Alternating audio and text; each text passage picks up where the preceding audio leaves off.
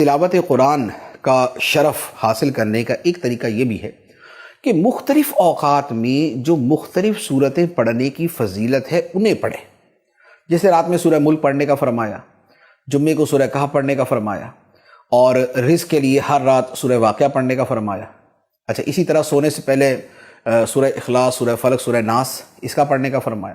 تو یہ جو مختلف صورتیں مختلف اوقات میں پڑھنے کا ہے، صبح و شام سورہ حشر کی آخری آیتیں، تو یہ جو وظائف کے طور پہ ہمیں مختلف صورتیں اور آیتیں پڑھنے کا بتایا گیا، ہر نماز کے بعد آیت الکرسی، اسے آپ اپنی زندگی میں شامل کر لیں تو گویا صبح سے لے کے شام تک، شام سے لے کے رات تک، سونے تک آپ کی زندگی میں ہر تھوڑی دیر کے بعد قرآن مجید شامل ہو جائے گا.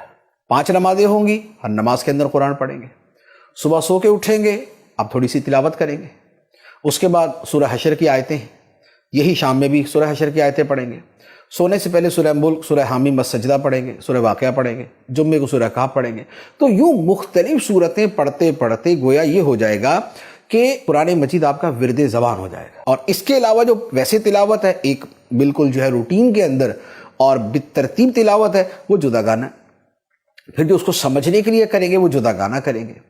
اور آپ یقین کریں کہ جب آپ تلاوت قرآن کو اس طرح اپنی زندگی میں شامل کریں گے، ایک یوں کہہ لیں پیورٹی، ایک پاکیزگی، ایک تقدس، یہ خود بخود جو ہے وہ آپ کی زندگی میں آنا شروع ہو جائے گا.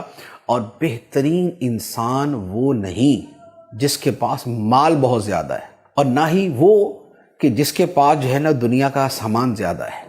بہترین وہی ہے کہ جس کو وہ چیزیں حاصل ہیں کہ جو حقیقت میں اس کے ظاہر و باطن کو بہترین بنانے والی ہیں.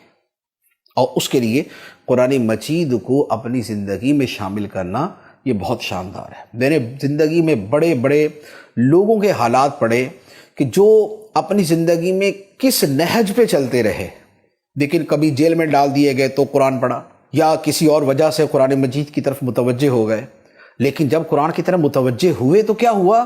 پھر قرآن نے ان کو کھینچ لیا.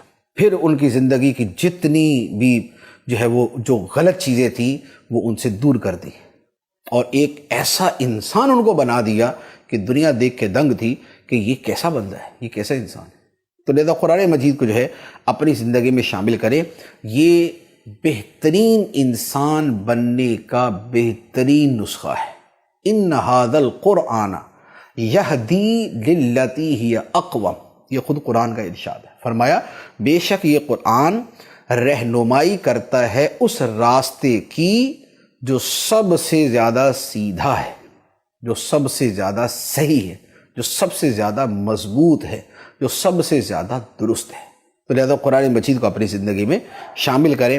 اور چونکہ ہم بحیثیت مسلمان ان چیزوں کو لیتے ہیں کہ ہم نے بہترین بھی بننا ہے، تو اس کے ساتھ ہمارا ایمان اور اسلام یہ لازمی طور پر اس کے بیک گراؤنڈ میں موجود ہوتا ہے. تو یوں سمجھ لیں کہ پھر قرآن سے بڑھ کر اس حوالے سے دوسری کوئی چیز نہیں ملے گی.